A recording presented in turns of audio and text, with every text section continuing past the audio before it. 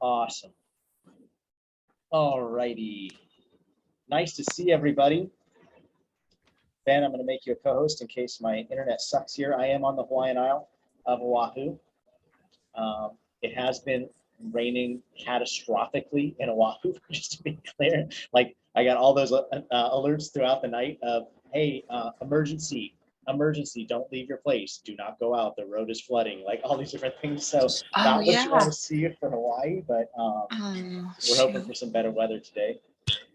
Hey, hopefully you don't get a missile warning like we got when we were there. Yes, I'll take no missiles.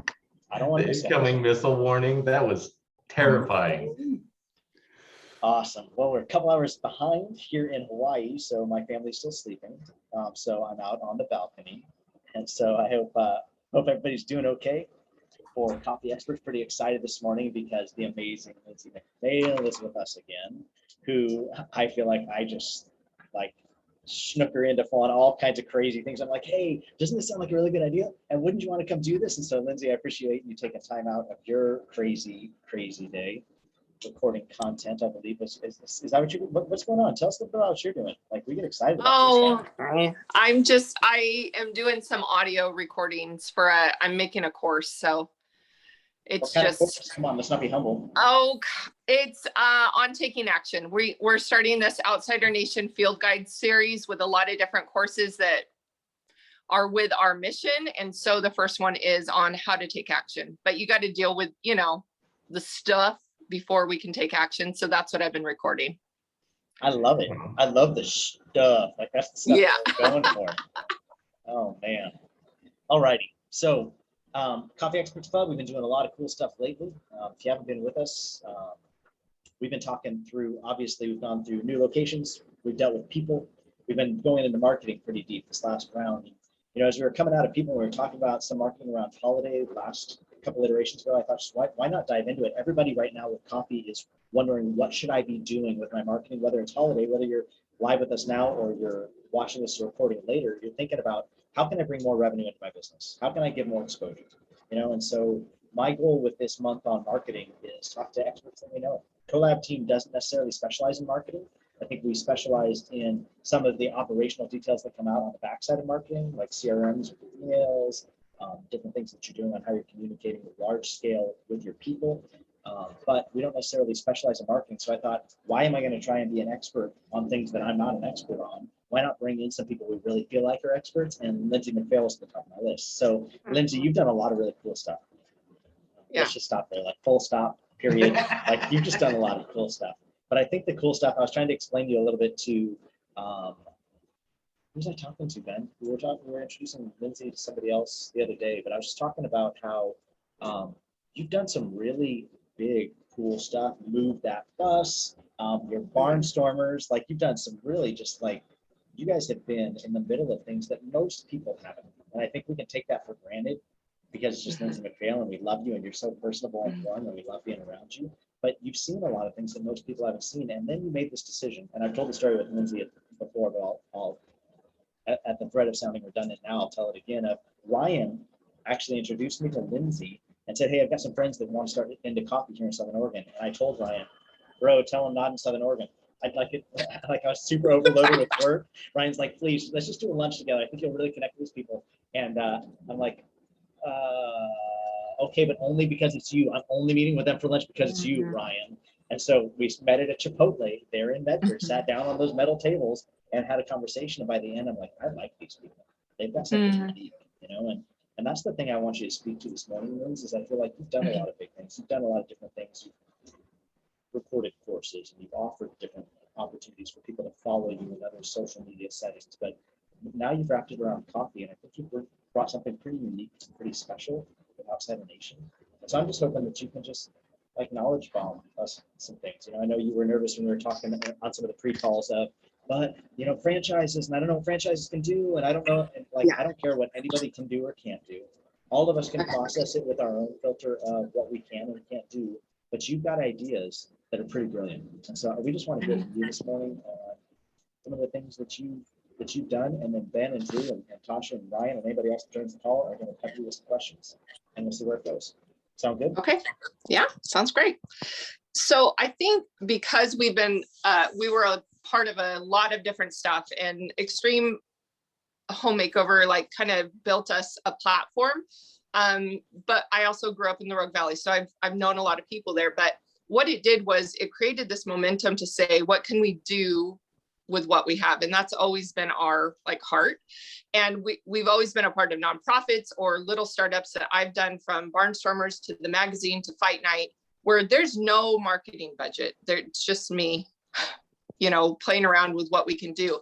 And I think I was thinking about this before I got on, because there's always like, well, try this or try that. And there's lots of trends, but for us, it's all about connection and community.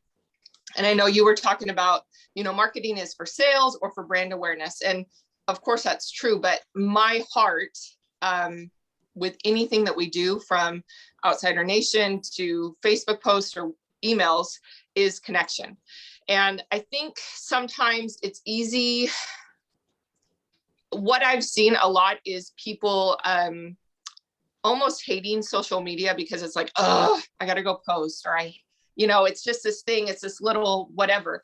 But because we started so small, in truly an area of giants in our industry, we knew that we had to stand out.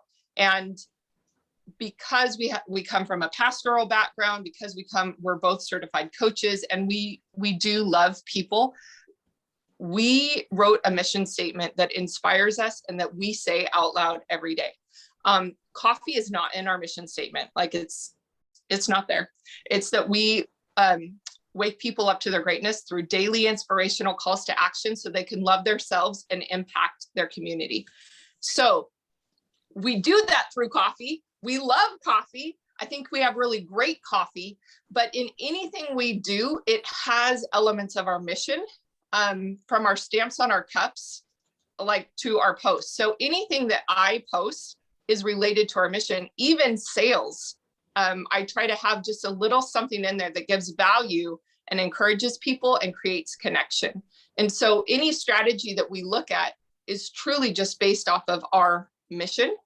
And it's exploded. And what I love is I just got a Christmas card from one of our regular customers. She sent it to my house. She DM'd me to get my address and sent a picture of her and her family, because what we're doing has meant a lot to her. And to me, so people don't do that if they're just like going through once a month. I mean, this girl's a daily customer. So I think that is the advantage of bootstrapping and just saying, I'm going to be consistent in my posting, whatever platform I want to post on. And I'm going to always make sure that it's not about me. It's not about our company. It's not about the awards that we're winning or anything like that. It's about the people we get to serve. And there's not a lot of necessarily instant gratification always. But what we're building is this really big, and I would say deep foundation of, I hate this term, but essentially raving fans, like people who love us so much, we could give them the wrong coffee and they'd be like, oh, that's okay. You guys are so great. I'll drink this. I have a milk allergy, but I'm fine. And that's the exciting part of where we are. And marketing for me is connection, and it's people. It's our background is people. And so I think when you can start out with that mindset, I would say a lot of people say that, but really in the back of their mind, it's like, no, it's the bottom line. But when you go at it saying, how can I serve our customers when I'm, 3,000 miles away from our stand, how can I personally serve our customers? And that is through our posts and through how I connect online. So. That's good. So I know you don't want to brag about your awards, but can we talk about your awards for a minute? And then can we talk about how you are getting it? Because I feel like it's important for people to get the context. I feel like, because let me tell you what most people can hear with what you just said. They can hear, number one, we hope to see your laundry room in this particular call. Or my husband. I love it. So number one, Where is he? Put him on the Yeah, call. we want us to see. Put him I'm on. gonna slap him. Okay, Oh, man. here we Okay. go. Here I we love go. it. So number one, people can hear that and they can say, oh, that sounds really neat, but she's a coach. She's like, does she really know coffee? Do they really do coffee well? So let's talk about that for a minute. So when you started Outsider, like you started pretty full force. You guys not only started a stand, but also bought a roaster, a deep roaster, and you started doing your own beans. So let's talk about some of the awards and stuff that you've won so we can contextualize with people, because I think that really helps people to understand, no, what she's spinning isn't just yarns, like, because they are taking some ground. Talk about that for a minute. Yeah, so, well, just like roastery side of things, before we left Medford, we went up against, there's some incredible coffee in Southern Oregon, and we were at that time wholesaling. And so we had to go up against some of these really big names that have been nationally recognized. And we beat them. We beat them a couple times. And that felt really validating for us. Just like, because we roast coffee that we love. We don't necessarily do all the things that you're supposed to do or have a large variety. We just roast what we like. And that's what we use in the stand, and that's what we sell. So to get, that validation from, there was a nicer hotel who had a large staff and they all voted on it. And we hands down beat the other roaster. Was it a blind test too? Didn't they blind test? Yes. Oh, it was blind. Yeah. So nobody knew who it was. And then we've had that, kind of play out again and again. And we're not doing wholesale roasting anymore. But recently they do the People's Choice, and we were the third behind Human Being and Dutch. And we've been open not 2.5 years. So that's a big deal, because there's a lot of coffee drive-throughs in Southern Oregon. But I definitely don't think it's bad to show your awards or be proud of that. It's just not in our mission. So I know we're doing something right. We have Americanos are one of our highest selling drinks. So I feel like those Americano drinkers aren't coming through for the, big fluffy drinks. They're coming through for the taste of the coffee. And to me, that's something that, that says that we're doing something right coffee wise as well.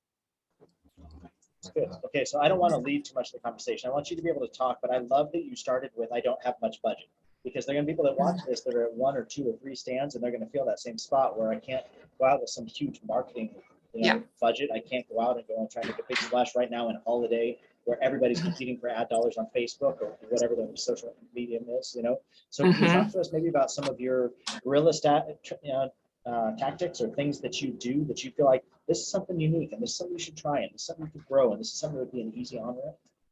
Yes. Okay. So first of all, with you have to have a social media presence. And that's not like posting one picture a week. It's like, if you're in sales, the way we're in sales, we have to be connecting with our people and reminding them, hey, I'm the one you want to come to for your morning coffee. So for us, that has meant daily Instagram posts, daily stories. So I can do, like yesterday, I was really busy. So I did my post, got it out, but I forgot to do a story right off the bat. And I saw that in our sales. If I don't do a story right off the bat, and just a picture of a coffee or a pastry or something, our sales, it's so weird because it's like that reminder, like, oh yeah, I got to go through before work or whatever. So Instagram stories, of course, Facebook is a big deal. You have to choose what social media platforms you want to use. We're not TikTok-y, Snapchat-y people because I don't use those regularly. And I know if I committed to that, I would stop. So you have to choose like 2 to 3 platforms that you love. For us, it's Instagram, Reels, and Facebook. And then we have a text campaign and we have an email campaign. But even in the texts, even in the emails, we're not just sending out promos. There's always a story. There's always a reason. There's always a thought. So yesterday was our podcast day, and I sent out Happy Monday from Outsider with a picture of a drink.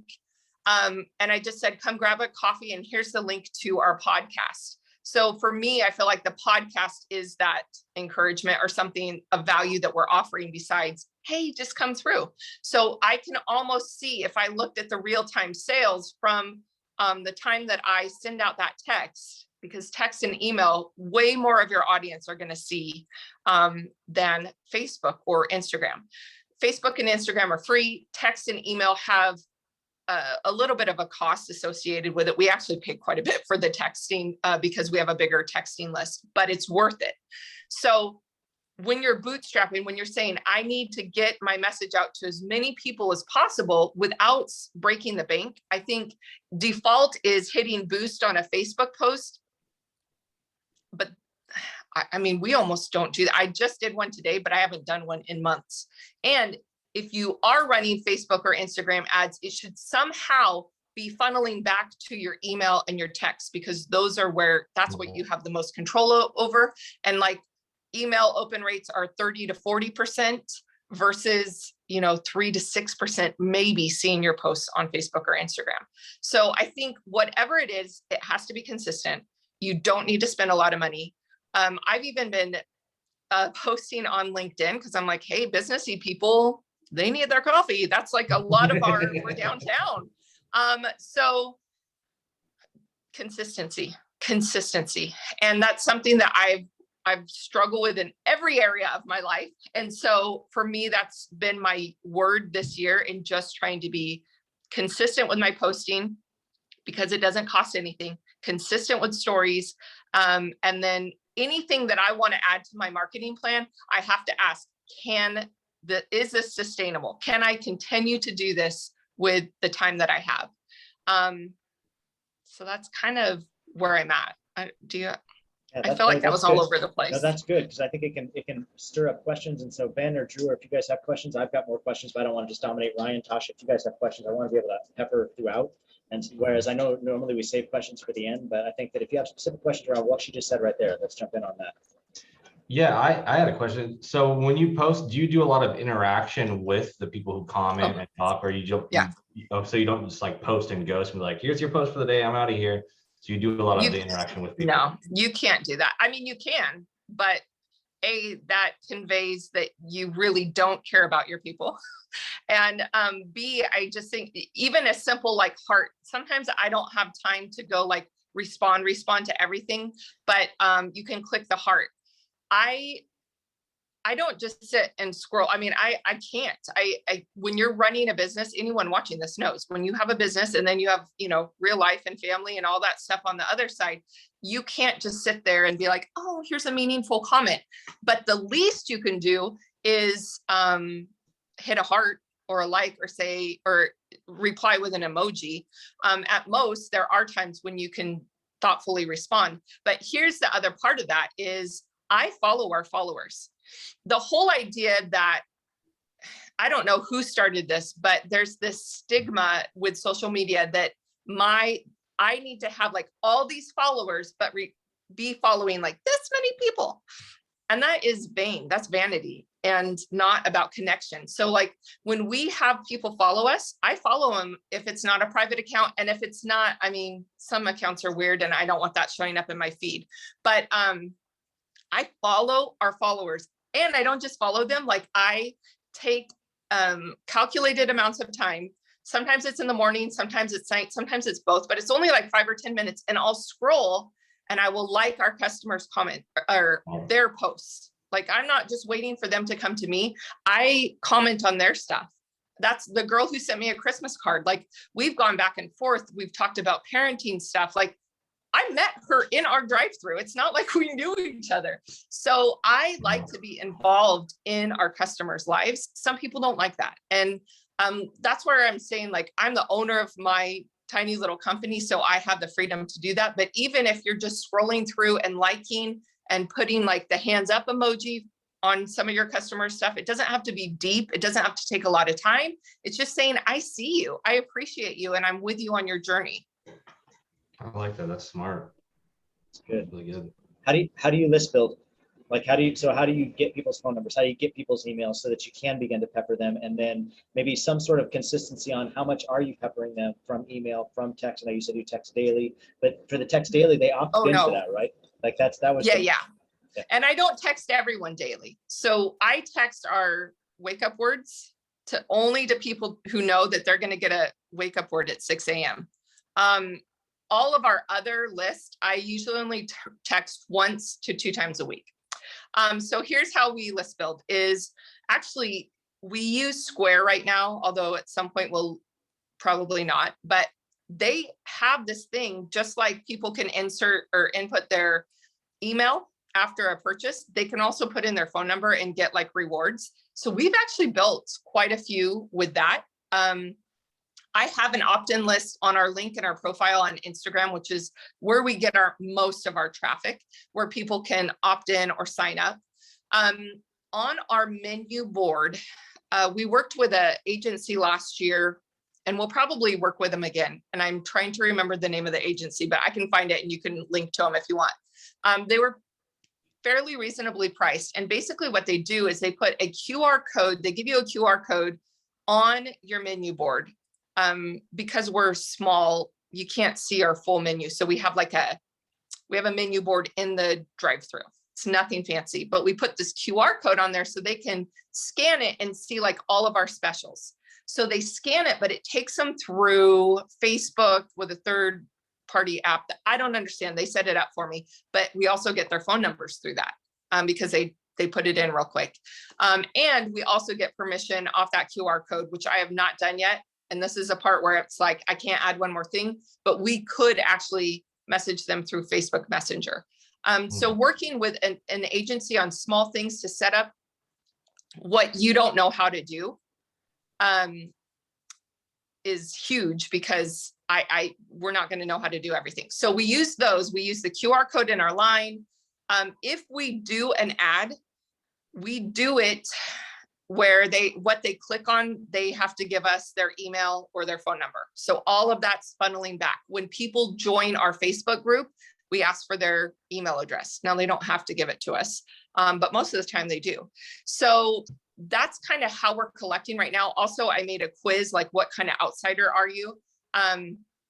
That was a little time intensive and it was a bit of a learning curve, but it's really fun. So it's awesome. If you like go, that. Yeah, if you go to our website, you click on the little pop-up and it's what kind of outsider are you? And there's 4 different areas and it talks like emotionally what kind of outsider you are and then what drink pairs well with that. So it's really fun, but then we get people's email. So we're emailing once a week. We're texting once, maybe twice a week. Good.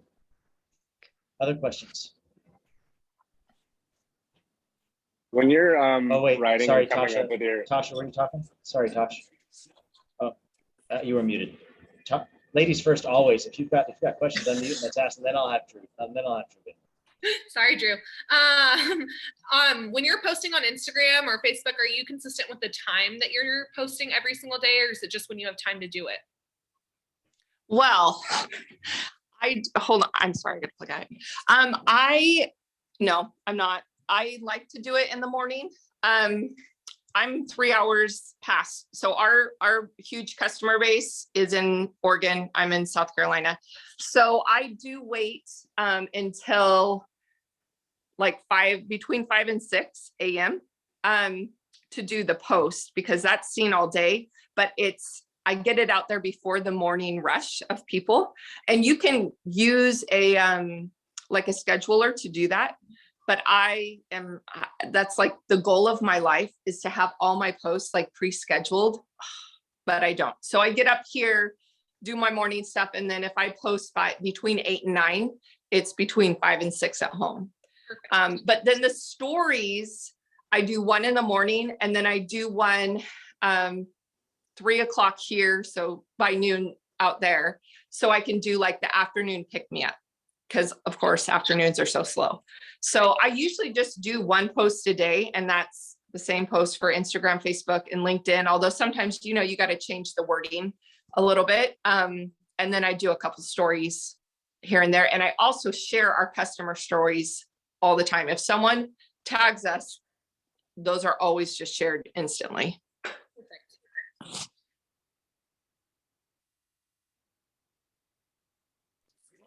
Is it my turn? Sorry. Your chair. No, sorry, you muted. You're muted, sorry. There you go. When you're writing your, you said everything has a story with it. It's not just a promo or your morning words of inspiration. Do those just come naturally to you because you're inspired by the work you're doing? And if you ever struggle with coming up with these things, do you have other sources of inspiration you reach for? Yeah, that's good. So we have these 4 kind of pillar concepts that go with our mission. It's our stamps on our cups. So it's, you don't need permission, your story matters, take the risk.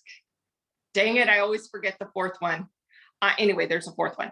So all of our stuff kind of comes off of that and kind of flows through that. So I took the last year trying to come up with these little wake up words that we do, and it all goes with our mission, and it's all under one of those 4 pillars. So anytime that you're having trouble coming up with content, to look at your mission and to say, okay, what 4 areas does this really cover? Does it cover like family, foodie people, whatever it is that matches with your mission? Come up with 4 areas.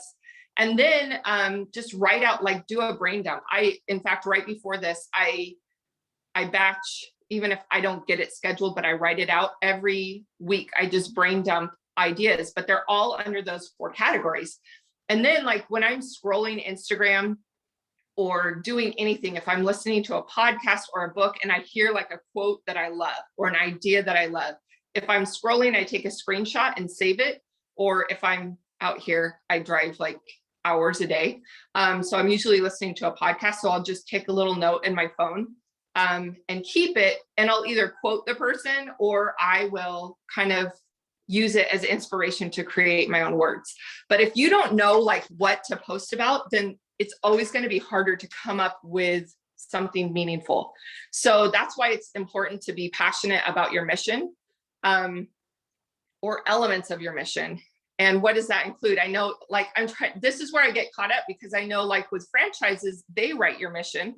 But I think as an owner or a manager, you can have your own personal mission. Like, my husband and I actually wrote our own personal missions out, and you could create 4 areas out of that would pertain to, like, just 4 things that are important to you as a person and where you want to pour into. Maybe it's environment or animals or foster kids or whatever it is. You just choose 4 areas and consistently post those. The other thing is, any sort of post, email, text, I didn't come up with this, but I do follow it. It should either be educational, it should be inspirational, or it should be funny.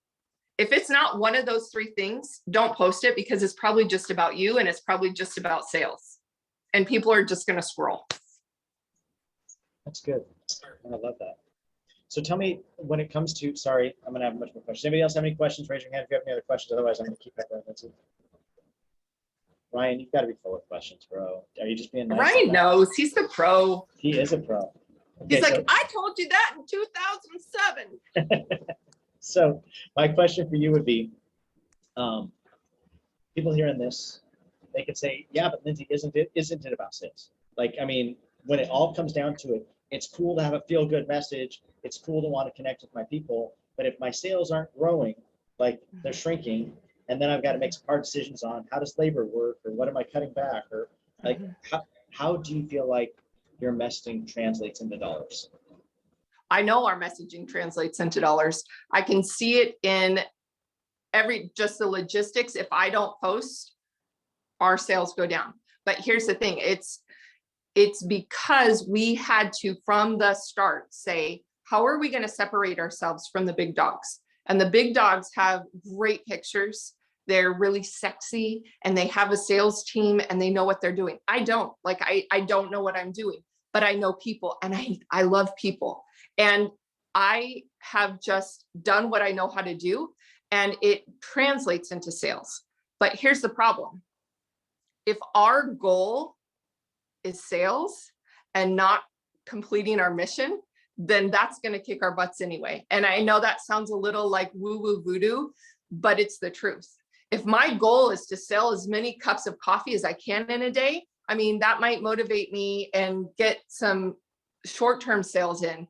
But if my mission and my goal is to serve my mission, if my mission is to love people and to wake them up to their greatness, then it never ends. Then it's not about, getting 10% more people in, but it's this genuine passion and love for people. And they see that. People see that and they want to be a part of it. So whatever your heart is that's genuine and authentic and passionate, when you share that, people are attracted to that. And when people are attracted to that, they are loyal customers. And not just like from afar. We have people who follow us online and who have made trips to Medford because they followed us online. I mean, that's a lot of pressure. I'm like, well, I hope your coffee was good, but it turns into sales. I don't know. I think because we're small, because we have to do a whole lot on a very little, we have had to come up with a way that serves our mission, but also pays the bills. And this is the only way I know to do it.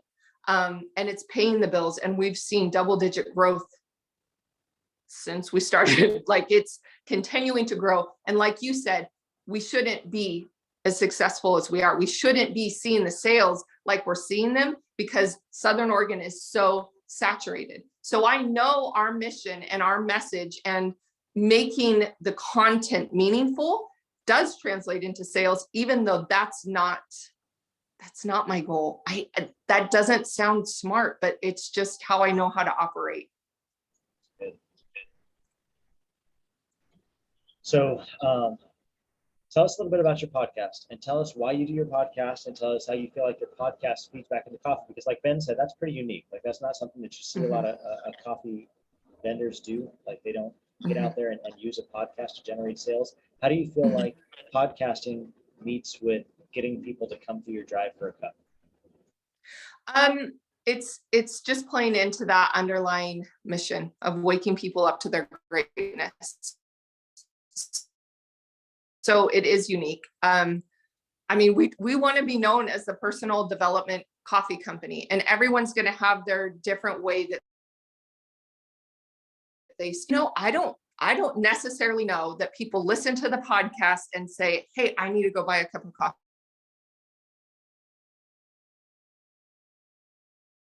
now, because they message me pictures all the time. I do know that people who are in areas where maybe we're not right now, but we will grow someday, have messaged me and said, you don't even know, I'm going to be emotional, dang it, like what your words meant to me and what it encouraged me to do. And I am so excited to tell you about it someday. Like, we get messages all the time of what the podcast means. And for us, that's important. Not every, it's not that you have to do like a personal development podcast, but find what you're passionate about and bring coffee into it. We talk a lot about our coffee journey. We talk a lot about the fact that we had no business starting another drive-through in Southern Oregon, but the fact that we listened to our guts and we took the risk and we had no backup plan. I mean, CJ left his job months before we opened our doors, as you know. So we talk about that. We bring the coffee into it. We bring our mission into it always. And that it just feeds back into this thing where people know that we really care about them. We care about them more than the number of cups of coffee we sell, but then it pours into the number of cups of coffee we sell. It's like you're building this foundational community, and the foundational community, they're your daily sales. That's good. Love it. Ben, did you have something? Yeah, I was gonna say, so what gave you the idea to do a podcast? Was it more of like, you wanted another way to reach out to your community and build a community, or is it something that you've been thinking about for a while? I'm curious as to what kind of sparked that idea. Well, we've both we tried podcasting in the past with the different businesses that we both had. And I think we both did like 8 episodes and then we're like, eh. And even on this, I think the first 4 episodes a year ago, and then I stopped. That's my little journey with consistency. But what made me think that we need to do it now is because it truly is a popular way to get your message out. So if you're a message-based or people-based company, it's very important. Like, we don't want to jump on every trend, but podcasting is a really incredible way to connect with people, because unlike scrolling the internet or unlike reading an email, you can scroll and read an email and have 17 things going on around you. But when you're listening to a podcast, you're giving your full attention. Like you're in the car, or you might be doing something else, but it's like that person's voice is all you're listening to. So it's just another way for us to connect. And I think I had been putting it off because, we record at our kitchen table like an hour before we post it, and it's a big pain in the butt. And, we're not organized, and I'm doing all my stuff at my messy desk here. And so could we live without it? Probably. Would our sales go away if we didn't have it? Probably not. But it's just one more way that we're using our mission and our message to pour into our customers, which is creating that strong foundation for us. Really quick, but also we have this, I don't know if you guys have read The Flywheel. Have you read that? It's really good. I would encourage anyone in business to read The Flywheel, because it's about how different areas of your business pour into the rest of it, and basically how you keep it going and what feeds into what area. And so this idea of, we want people to come through our coffee stand and fall in love with our coffee, fall in love with our baristas so much that they have to follow us online.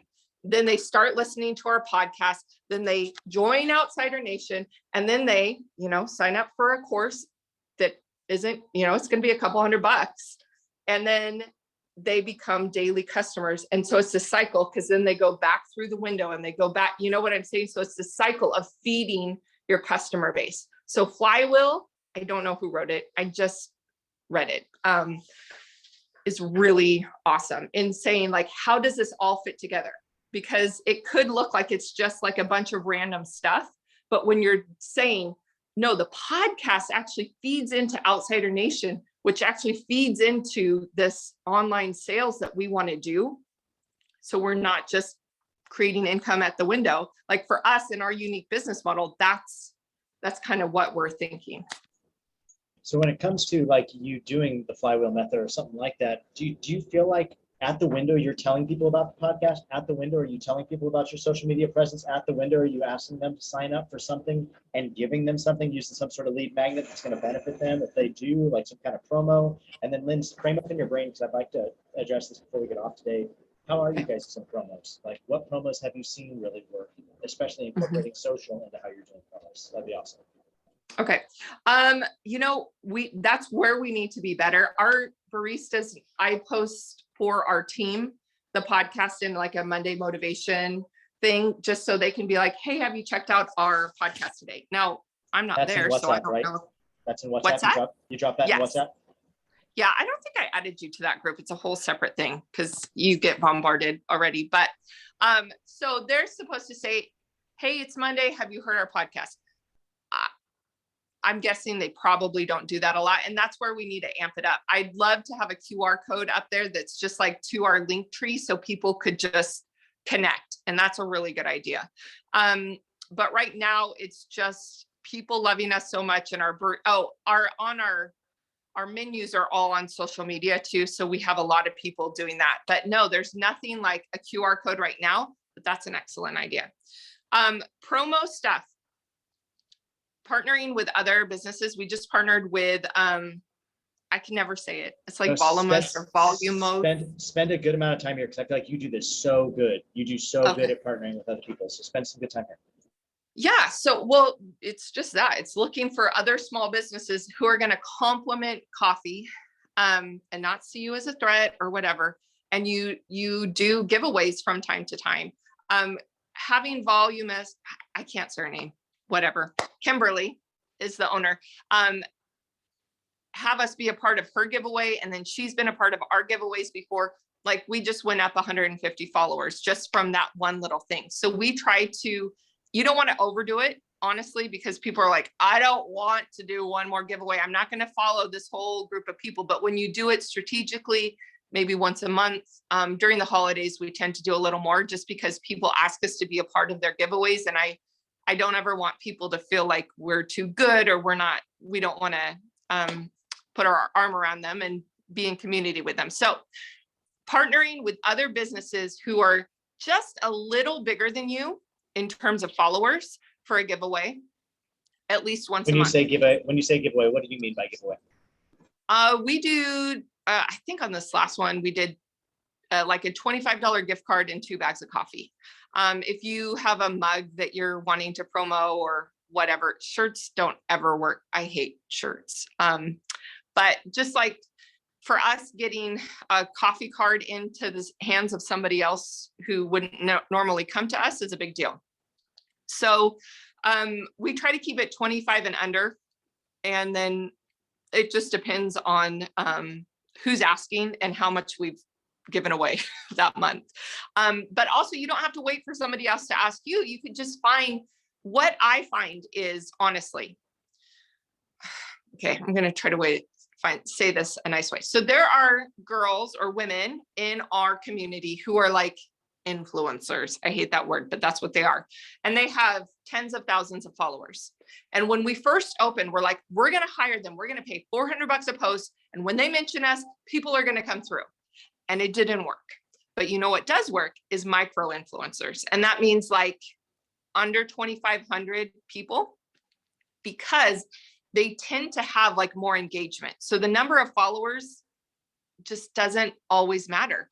But these micro influencers, these moms who like kind of have side hustles, partnering with them to promote their business, one, makes them feel seen and valued. And two, you might not get 150 followers that are just going to unfollow you next week when the contest is over, but you could get 25 like sold out hardcore, I love this coffee in this place, how did I not know about this before, followers. So we really try to target what people would call micro influencers, which is anywhere from, they have to have some followers. So I would say between 500 and 2,500 followers.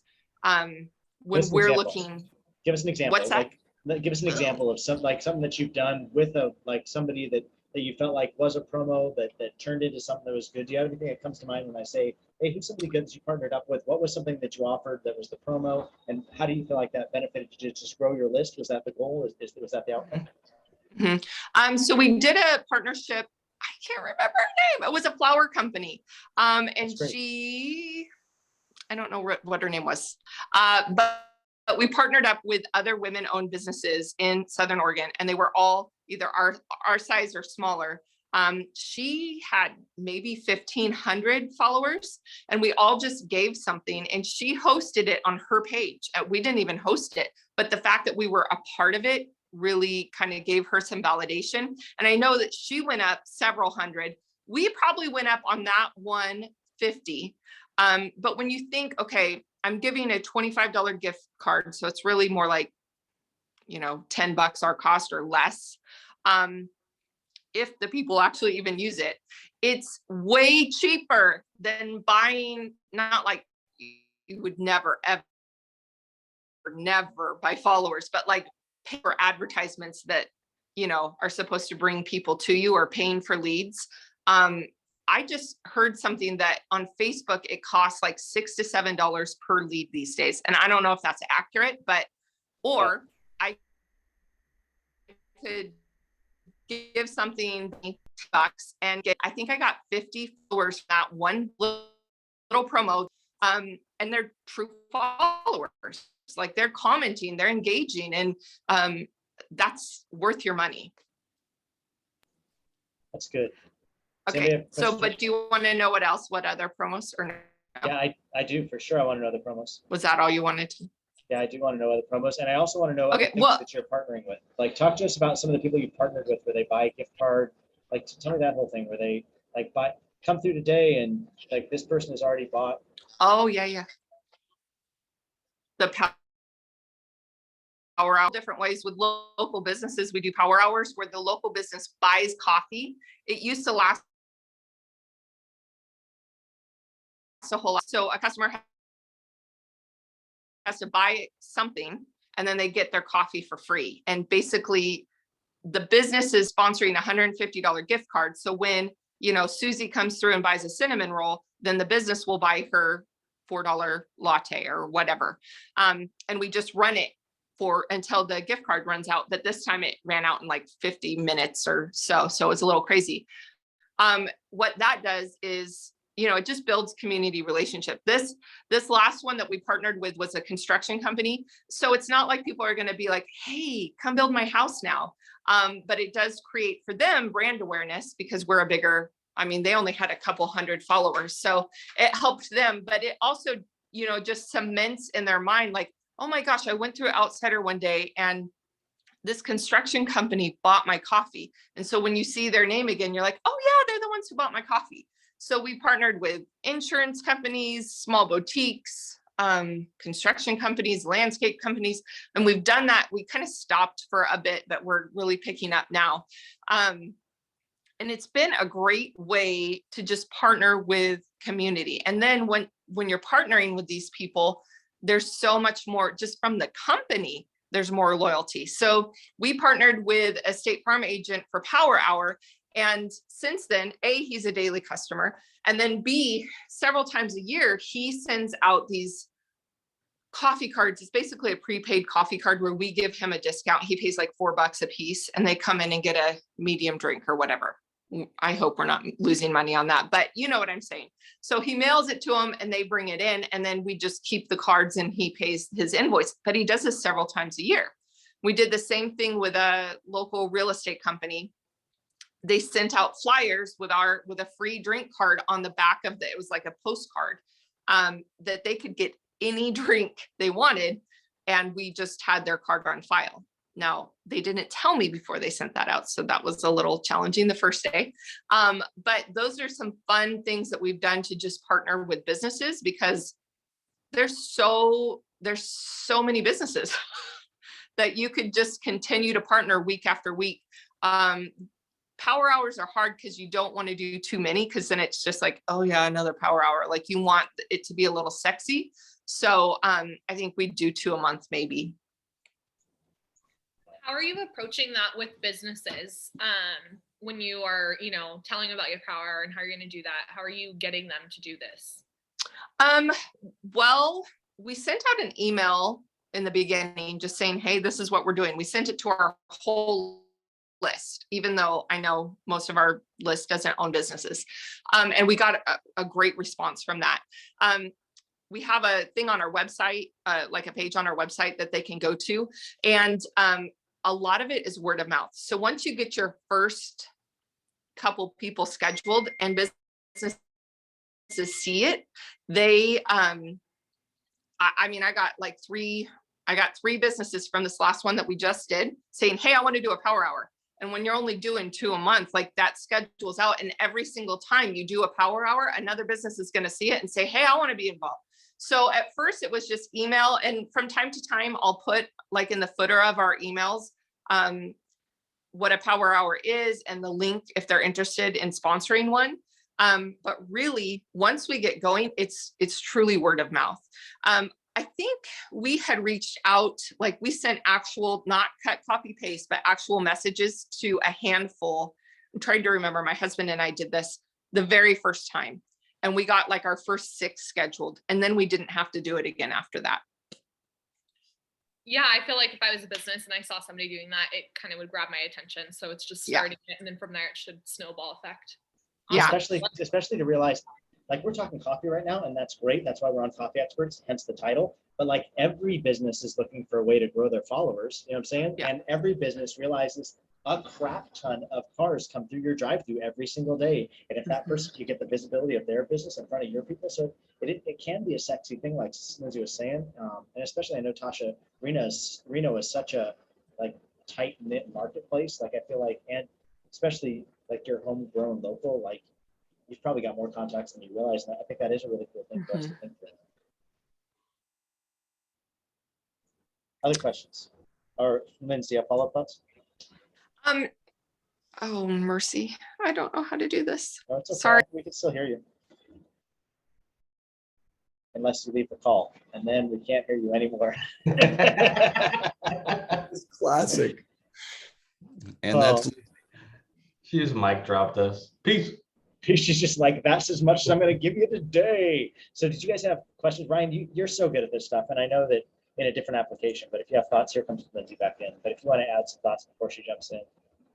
No, she's doing great stuff. Yeah. Yeah, Lindsay's back. Unmute yourself though. You're back. You're okay. Just unmute. Okay. We're Sorry, just like I got mic a drop. phone call and it Mic like drop. kicked me off. She's like, I've given you all the knowledge bombs I've given you today. Okay, so what was that? Was Ryan saying something amazing? He was talking your trash. He was like, Lindsay doesn't know what she's talking about. Don't listen to her. No, he was edifying you. He was just saying you're doing some awesome stuff. Tell us about promos. We've got 8 minutes left. Talk to us about promos that you're doing that you've seen work really well versus other promos that maybe you're like, I don't think we're gonna do that one again. Or tell us, do you use promos? How much do you use promos? Are you wait, okay, so I don't know. I feel like you and I are thinking different things when we say promos. Let me qualify. So like we talked about last week, Ben and Drew were sharing some of the different promos that really worked well with roasters, like the 5 days of Thanksgiving or the 10 days of Christmas, or where they're different deal every day, promoting on your social media. We gave you some templates. That was the free tool this month for coffee experts. Do you guys do promos like that, where it's like something special wrapped around a certain day of the week or a certain time of the year or a certain window of time? And if you don't, why? Or if you do, what's worked well? We do them from time to time. So like right now we have a buy 2 bags of coffee, get a free small coffee, free small drink, any small drink. I'm afraid to have the wrong answer here, but we kind of stopped doing them. Like we were doing like $1 off on Mondays because Mondays were our slowest day. We were doing like different promos on weekends for different groups of people, like foster care parents or grandparents or teachers. And I don't want to say like we could do that again, but it felt like it was a lot more work and it didn't boost our sales like that much. And because I am the one doing all of everything, my marketing is usually like, oh crap, I got to go do that thing. And so I feel like for promos, you got to have like your team on board and you can't just text them at 10 a.m. Like, although I feel like you said Wes used to do that, but like, hey, we're going to do half off or whatever.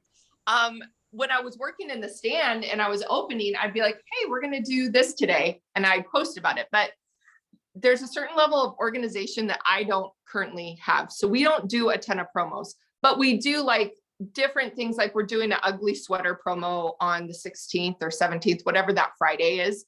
So you get $1 off if you wear your ugly sweater. We do Halloween costume promos. But honestly, I don't think they're bad. It's just, I don't see enough of a residual. No, I think that's good. It's good. And I think that obviously, I think it's good for us to hear that too, because we never want to present one perspective. I think something good that what Ben and Drew were talking about though too was discounting your gift cards, because it gives you residual sales into the new year, you know, and into January, especially when things begin to drip, because people still make it part of their daily experience. Yeah. Because they got a discounted gift card and they were able to give it as a stocking stuffer. So maybe something to chew on. Yeah. I think it's good to hear that. Ryan, you no, it's good. Tasha?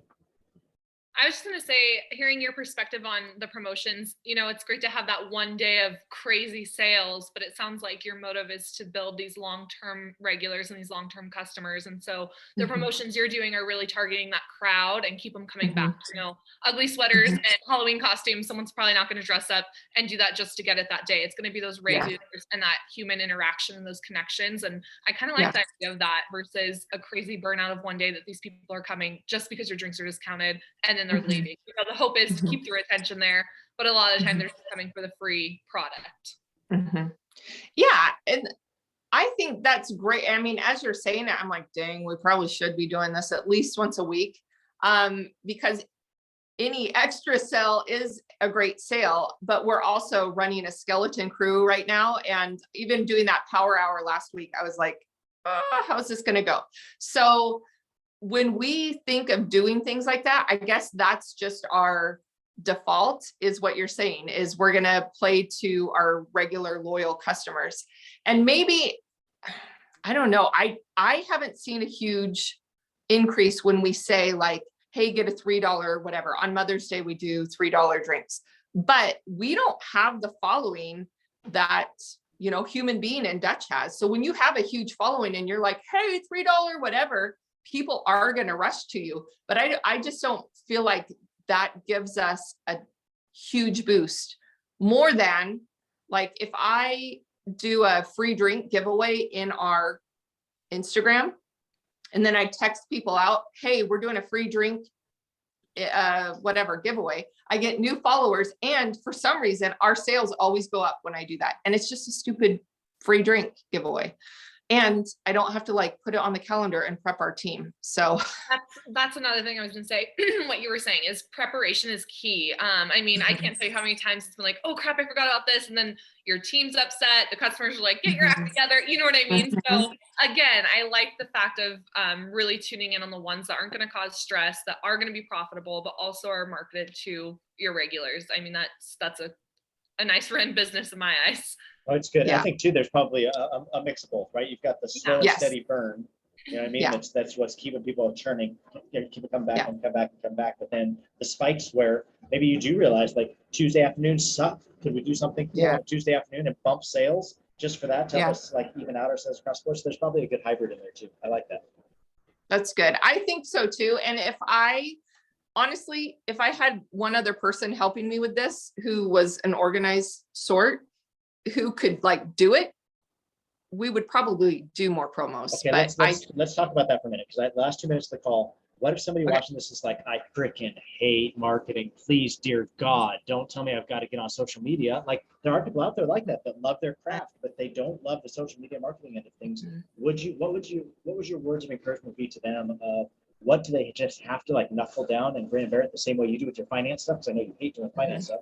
Like where do you have to knuckle down and grit and bear it? Or number two, finding somebody like you just said, where who can complement me on a skill set I don't have, that's organized and can help me plan out things. Can you just speak to that in the last minute or so? Yeah. So here's what I would say, and it's not a guilt trip, but it sounds like a guilt trip, is social media is where people are. So if you're saying you hate social media, you are cutting out an incredible opportunity to connect. Yeah. It doesn't have to be about you. It doesn't have to be anything about putting yourself like, it's about your people. It's about your customers. It's about connecting with them and saying, I see you. It's not a side like, oh, I know I should post, but I don't. No. This is besides the window or the walk up or the counter where you serve them. This is where you get to connect with them where they live. Now, if you're just like, I can't, I don't even know how to, like my husband always thinks he's returning messages and he's posting on Facebook. So there's some like technical challenges there. So find someone on your team who has the same heart that you still have input in. You can't just give your Instagram feed to a 17-year-old girl who knows how to take great pictures. You can't, because it's going to reflect them, not necessarily you or your mission. A lot of people I know get a VA to post for them, which is fine if you're feeding them the pictures and you're saying like, these are our 4 pillars. This is what's important to us. This is our mission, and everything has to line up with that. So if you want to do that, but know that you're missing out on an opportunity to connect with the people who are spending their money with you, who are spending like on this journey of their life with you. Like they're coming to you before they even go to their job in the morning. So I think there's a little bit of an honor to say like, I could live, me personally, I could live in a cabin in the woods and never talk to anyone again and be happy. But also I love people, so it's a problem. And social media is where they are. Love it. Does that sound like a guilt trip? No, Lindsay was so good. I feel like such good. And I think it all comes back to things we've been talking about for a long time, and that is communicating with your people. Like if you are going to use somebody like a VA or an EA that's going to help you with your posting, make sure you as the entrepreneur, you as the leader are feeding them the right content. Same thing with your people, like Kasha was saying. If you're going to do promos, make sure you're communicating with your people. Make sure people understand what the expectation is, because that's going to help. So Lindsay, always such a privilege to have you with us. Thank you so much for the wisdom that you gave us. And I know it's crazy and it's busy, and I appreciate you filling us in, and we appreciate you. Well, thanks for having me. It's fun. I love you guys. All righty, everybody. We'll see you guys next week on Coffee Experts. Bye.